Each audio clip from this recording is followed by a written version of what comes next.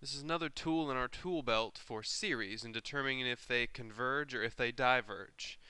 The nth term test for divergence. Now, I'll usually just call the nth term test in class, but its full name is the nth term test for divergence. And there's a reason for that I'm going to explain in just a minute. So here's what the nth term test says. If the limit of the sequence as n goes to infinity is not 0, then the series diverges. So in other words, if you just take the limit of the equation and you get anything other than 0, you immediately know the series converges. The reason for that is the only way you can add up an infinite amount of things and get a finite answer is if those things are getting smaller and smaller.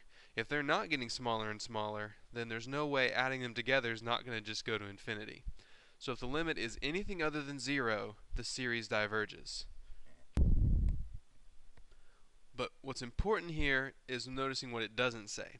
This does not imply that if the limit is 0, you automatically know it converges. Because the truth is that that's just not the case. There are lots of things that go to 0 that basically don't go to 0 fast enough to not cause exponential growth or growth that just continues on forever. Um, so that's why I wrote here that the converse is not true. If it was, then this would be the only test we would ever need. We would just take the limit, and if it was 0, we converge. If it's not 0, it diverges. But unfortunately, that's not the case. So please make sure you understand. The nth term test can only tell you that something diverges.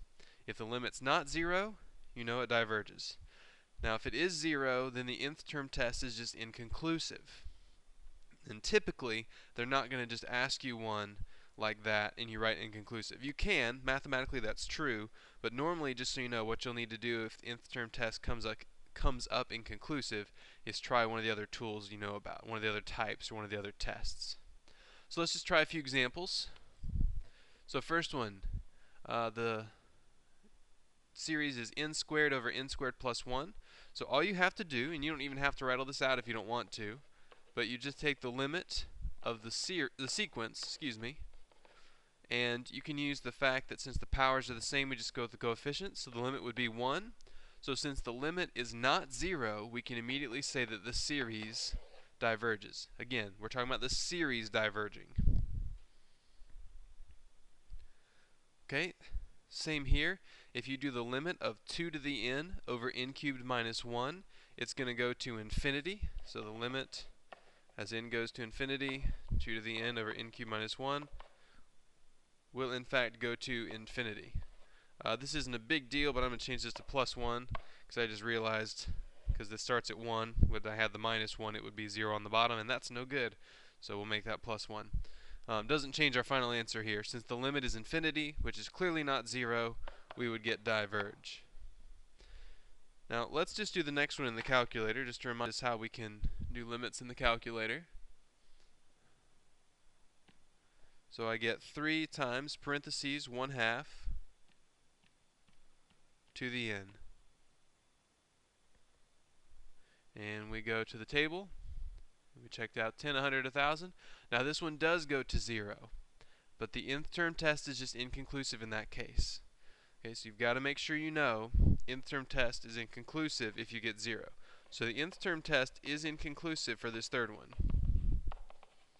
However, if you look, it is a type you should be familiar with, and that's geometric. It's a geometric one.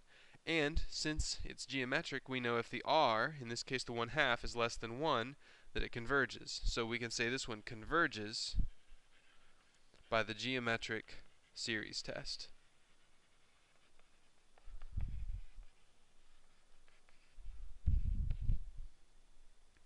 So I want to be very clear. The nth term test can only tell you something diverges. It can never, ever tell you something converges.